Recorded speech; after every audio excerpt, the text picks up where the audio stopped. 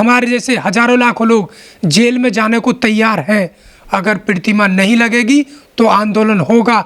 Jail चाहे कितनी भर लो, लेकिन जेलों से डरने वाले नहीं हैं, हम लड़ने वाले हैं। अगर आप 9 अगस्त को 14 अप्रैल की तरह समझकर उस दिन बाबा साहब की प्रतिमा को देखने जाएंगे, उसे वहाँ लगवाने जाएंगे, तो आप निसंदेह, कोई इसमें दो राय नहीं कि आंदोलन सफल नहीं होगा। 14 अप्रैल नहीं मना पाओगे कभी जीवन में अगर वहाँ वो प्रतिमा नहीं लगी।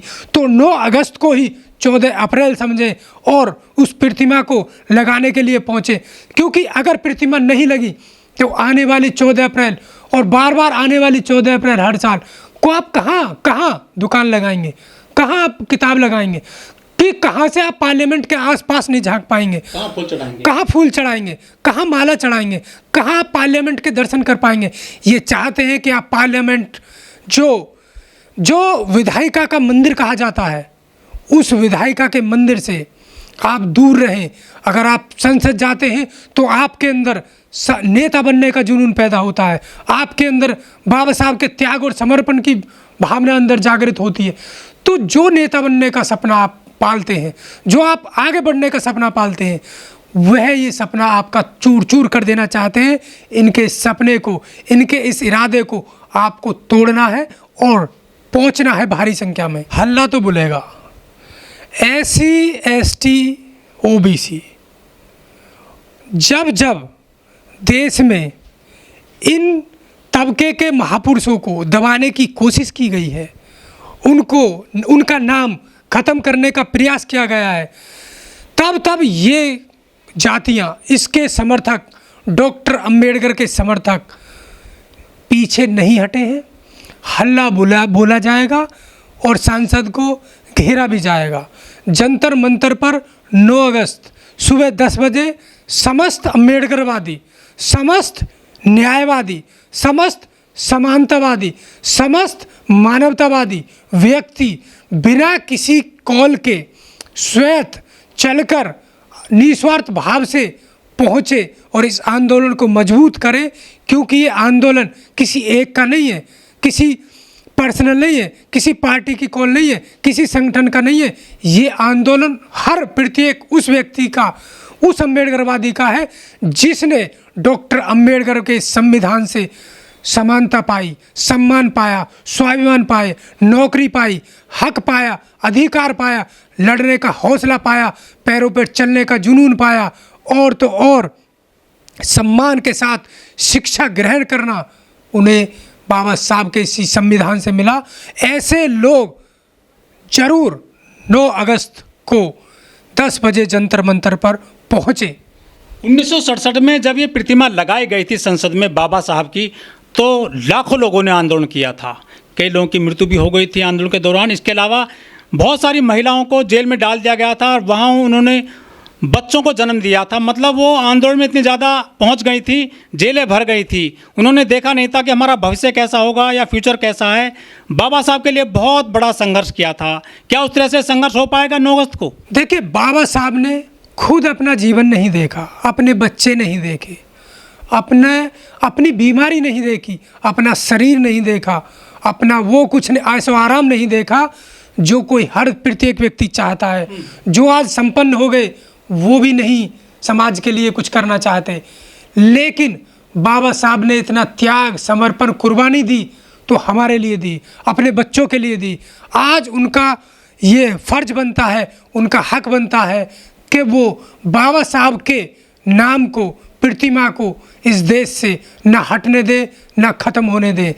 अगर ये अंबेडकरवादी लोग आंदोलन में हुए, पुलिस चाहे उन्हें गिरफ्तार करे या किसी तरह की आंदोलन में हानि हो, उसकी परवाह नहीं करते। इन्हें आंदोलन करना है, अपने महापुरुषों की विचारधारा को जीवित रखना है। विचारों के संघर्ष में, विचारों को लड़ाई में, विचारों को आगे रखा जाता है, विचारों को दिमाग में रखकर चला जाता है। जो लोग 14 अप्रैल को बाबा साहब के जन्म दिवस पर अपनी अपनी स्टॉल लगाते हैं, कार्यक्रम करते हैं, क्या उतनी संख्या में लोग पहुंच पाएंगे वहां पर? बिल्कुल पहुंचेंगे, उतनी संख्या में लोग पहुंचेंगे, उससे अधिक संख्या में लोग पहुंचेंगे। देखिए, आप 9 अगस्त को सोचिए कि उसी दिन 14 अप्रैल है। कुछ लोग ये भी कह रहे हैं कि जो 131 ST के सांसद हैं, जो बाबा साहब के संविधान की वजह से सदन में पहुंचे हैं, और जो 4000 विधायक है पूरे देश की विधानसभाओं में, सबसे पहले उनको घेरना चाहिए यदि वो समर्थन करने नहीं आते हैं तो इस आंदोलन में। देखिए, उनका भी नंबर है, क्योंकि लगभग 2, 3, 4, 5 साल से ये आवाज़ उठ रही है कि जो रिजर्व सीट कोटा के जो विधायक और सांसद हैं, अगर ये नहीं सुधरते हैं बार बार बोलने पर, तो याद रखें आपका भी घेराव होगा। पहले नौका कर लें, अगर प्रतिमा नहीं लगती है तो फिर क्षेत्र के जो MLA हैं, जो सांसद हैं, जो आवाज़ नहीं उठा रहे हैं विधानसभाओं से, सांसद से, उनको घेरा जाए, उनके घेरेबंदी की जाए और उन पर दबाव बनाया जाए, बोले, अन्यथा वो क्षेत्र में आए तो उन्हें दौड़ा दौड़ा कर खेतों में भगाया जाए, सड़कों पर भगाया जाए, उन्हें नंगा किया जाए, उनके मुंह पर कालिक पोती जाए, क्योंकि वो जिस बाबा साहब के रिजर्वेशन आरक्षण की वजह से आज संसद विधायक बने हैं, अगर वो उनकी भी रक्षा नहीं कर पा रहे हैं, तो ऐसे विधायक सांसदों को चुल्लू भर पानी में डूब के मर जाना चाहिए। ये समाज की क्या लड़ाई लड़ेंगे जो अपने महापुरुषों की लड़ाई नहीं लड़ सकते, उनके विचार की लड़ाई नहीं लड़ सकते। आज उनकी प्रतिमा हटाई गई है तो उस प्रतिमा को लगाने की लड़ाई नहीं लड़ सकते। ऐसे विधायक सांसदों को छोड़ना नहीं, इनको याद रखना। जो बाबा साहब के संविधान के दम पर, आरक्षण के दम पर MP बने, MLA बने, केंद्रीय मंत्री बने, गवर्नर बने, चीफ मिनिस्टर बने, या IAS PCS बने, DM कलेक्टर, पटवारी बने, इंजीनियर बने, डॉक्टर बने, क्या वो बाबा साहब के जो संघर्ष को और त्याग को भूल गए हैं? जो इस तरह से जो प्रतिमा हटा दी गई, किसी ने प्रतिकार नहीं किया है 3 जून को। देखिए, सरकारी अधिकारी कर्मचारी कोड ऑफ कंडक्ट के तहत सरकार के नियमों से बंधा है, वह आंदोलन नहीं कर सकता, सरकार के खिलाफ ना बोल सकता। ठीक है, मानते हैं नौकरियां कम हैं SC ST OBC के पास, आप नौकरी बचा कर रखें, लेकिन आपके घर से आपके रिश्तेदार, आपके पड़ोसी, आपके जानकार, आपका कोई संबंधी तो आंदोलन में जा सकता है, आप उसको सपोर्ट करिए, उनको सहयोग करिए, अपने क्षेत्र से बस भेजिए, गाड़ी भेजिए, लोगों को भेजिए। इतना तो बनता है, क्योंकि आप, बाबा साहब ने कहा था, अपनी कमाई का जिस दिन ये समाज, जिस दिन ये अधिकारी अपनी कमाई से पे बैक टू सोसाइटी 5% नौकरी का जो वो सैलरी है उसका अगर 5% देने लगेंगे तो ये समाज तरक्की कर जाएगा, समाज प्रगति कर जाएगा, समाज संपन्न हो जाएगा। तो अगर आप 5% नहीं दे पा रहे हैं तो उसका 1% भी दे दीजिए, तब भी समाज का उद्धार हो जाएगा, तरक्की हो जाएगी।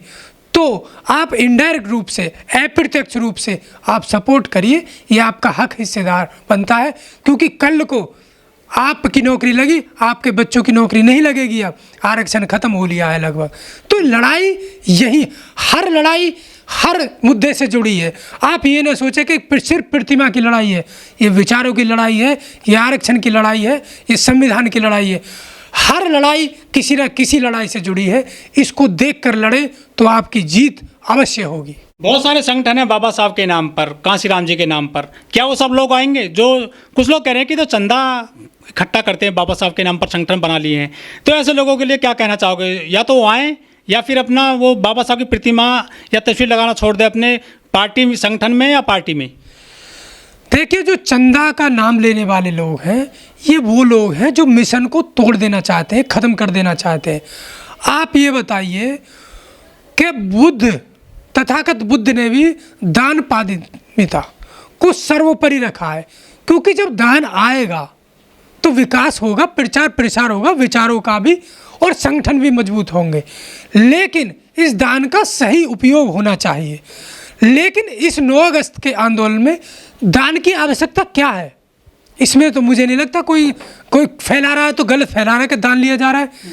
स्वयं चल के आना है, खाना खा के आना है, खाना लेके आना है, आंदोलन करना है, झंडा डंडा लेके आना है, इसमें ऐसा कुछ ही नहीं है दान जैसा। तो ये गलत तरीके से प्रचार प्रसार कर रहे हैं। ये लोग कभी भी मूवमेंट मिशन के लोग नहीं होते, ये लोग मिशन मूवमेंट को तोड़ने वाले, ख़त्म करने वाले लोग होते हैं।